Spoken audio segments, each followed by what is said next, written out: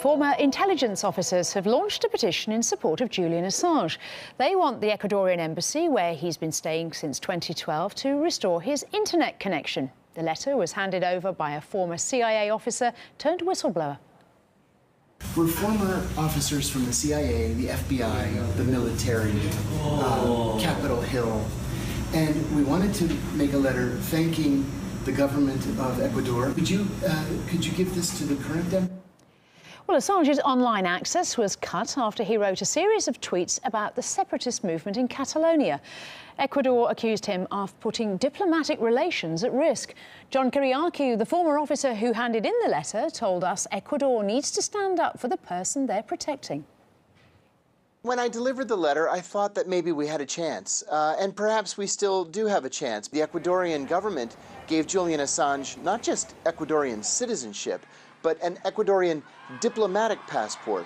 And, you know, is that how you treat your own citizens and your own diplomats? Now, if they had a problem with something that Julian had tweeted, apparently they do have such a problem, then they should punish him, I suppose, in a way commensurate with what it was that he did. He issued one tweet. I think this is going a little overboard in response.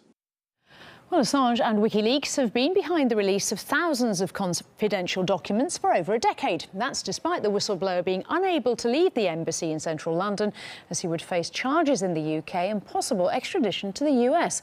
John Kiriakou says Ecuador is refusing to buckle under pressure from other countries.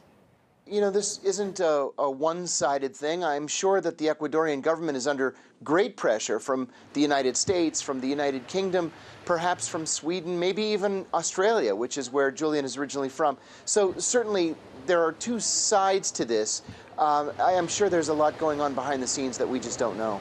We understand the background to this case. We also understand how important transparency is, and freedom of speech and freedom of the press. We wanted the Ecuadorian government to know that.